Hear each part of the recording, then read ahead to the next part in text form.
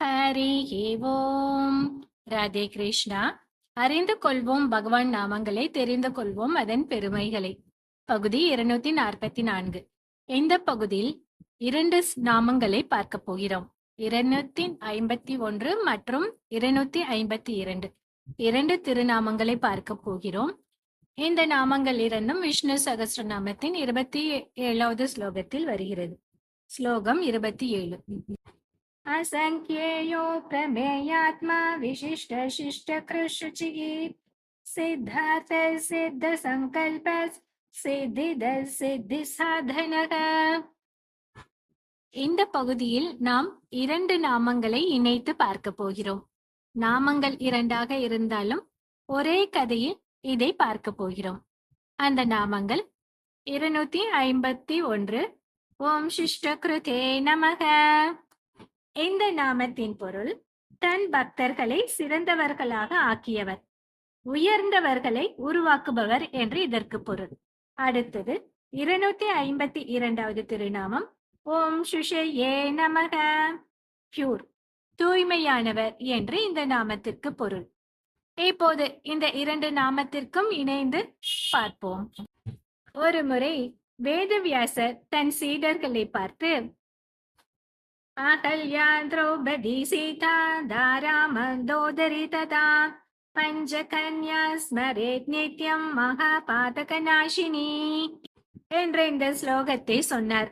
அதாவது பஞ்ச கன்னிகைகள் எனப்படும் அகல்யா, திரௌபதி, சீதை, தாரை, மண்டோதரி ஆகிய இந்த 5 பெண்களையும் தினமும் காலையில் தியானித்தால் நமது அனைத்து பாபங்களும் தொலையும் என்பது இதன் பொருளாகும். அப்போது வியாசர் சீடர்களிடம் கூறுகிறார், சீடர்களே, அகல்யா, திரௌபதி, சீதை, தாரை, மண்டோதரி ஆகிய இந்த 5 தாயின் கருவில் வசிக்காமல் பிறந்தவர்கள். அவர்கள் எப்படி பிறந்தார்கள் என்று பார்க்கலாம். இந்த 5 எப்படி பிறந்தார்கள் என்று பார்க்கலாம். ஒரு அழகிய பெண்ணை உருவாக்க வேண்டும் என்று நினைத்த பிரம்மதேவர் தமது கற்பனையை எல்லாம் திரட்டி அகல்யாவை உருவாக்கினார். அழகே உருவாக்கினார். அர்ஜுனனை மணப்பதற்கேற்ற பெண்ணை தர வேண்டும் என்று வேண்டி துருபத மன்னன் வேள்வி செய்த போது அந்த வேள்வி தீயில் தோன்றினாள் திரௌபதி. ஜனக மன்னன் தனது யாகசாலையை உழுத போது கலப்பை நுனியில் சீதா தேவியை கண்டெடுத்தார். பார்க்கடல் கரைந்த போது அதிலிருந்து தாரை தோன்றினாள். பார்வதியின் சாபத்தால் தவளையாய் பிறந்த மதுரா என்னும் அப்சரஸ் பெண்ணுக்கு பரமசிவன் சாப விமோசனம் தந்து அவளை மண்டோதரி என்னும் அழகிய பெண்ணாக மாற்றினார் என்று கூறினார் வேதவியாசர். ஓ, அப்படியா? சரி குருவே, இவர்களுக்கு வேறு ஏதாவது சிறப்புகள் உண்டா என்று கேட்டார்கள் சீடர்கள். அதற்கு வியாசர் என்ன சொன்னார் என்று பார்க்கலாமா? இந்த 5 தங்கள் வாழ்வில் பேரிழப்புகளையும் பெருந்துயர்களையும் சந்தித்த போதும் அவற்றை மன உறுதியோடு தாண்டி வெற்றி கண்டவர்கள். தன் கணவர் கௌதமர் தந்த சாபத்தால் கல்லாக மாறிய போதும் பொறுமையோடும் மன உறுதியோடும் இருந்த அகல்யாவை ராமன் தன் திருவடிகளால் தீண்டி மீண்டும் தூய பெண்ணாய் ஆக்கினான். கௌரவர்களின் சபையில் பெரும் அவமானத்தை சந்தித்த திரௌபதி மன உறுதியுடன் துன்பங்களை பொறுத்திருந்து பாரத போரின் மூலம் தன் சபதத்தை நிறைவேற்றினாள். 10 மாத காலம் அசோகவனத்தில் அரக்கர்கள் புடைசூழ சிறையிருந்த போதும் ராமன் வருவான் என்ற நம்பிக்கையுடன் காத்திருந்து வெற்றி கண்டாள் சீதை.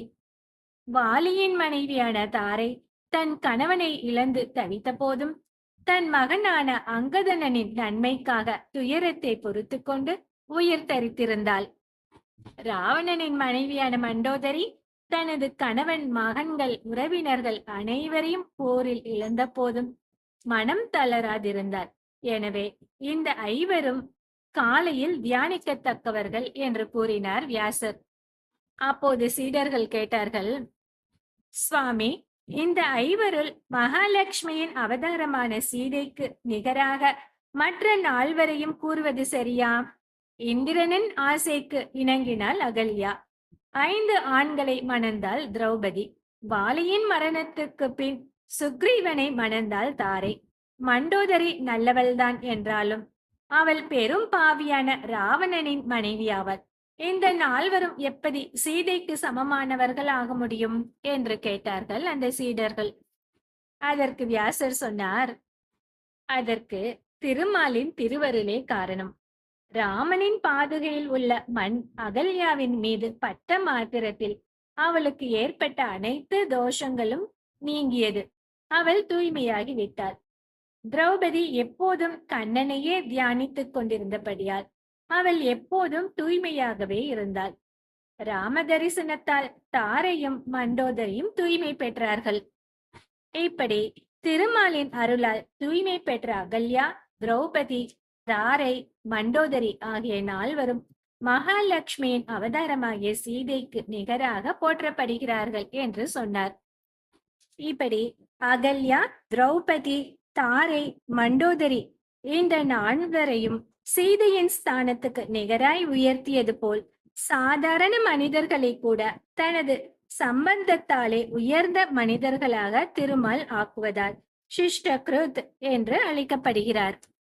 அதேபோல் அகல்யா, திரௌபதி, தாரை, மண்டோதரி போன்றவர்க்கு தூய்மை அளித்த நிலையில் அவர்களின் தோஷங்கள் தன்மேல் தீண்டாதபடி தான் எப்போதும் தூயவராக இருப்பதால் திருமால் சுச்சி என்று அழைக்கப்படுகிறார். இந்த 251வது திருநாமமான சிஷ்டகிருதே நமக என்று நாம் தினமும் சொல்லி வந்தால் நாம் நம் வாழ்வில் மிக உயர்ந்த நிலையை அடைய திருமால் அருள் புரிவார். அடுத்து 252வது திருநாமமான சிஷையே நமக என்று நாம் தினமும் சொல்லி வந்தால் எம்பெருமான் நம்மை தூயவர்களாக ஆக்கி அருள் புரிவார். அடுத்தது 253வது திருநாமம் ஓம் சித்தார்த்தாய நமக. இதை அடுத்த பகுதியில் பார்க்கலாம். ஹரி ஓம்.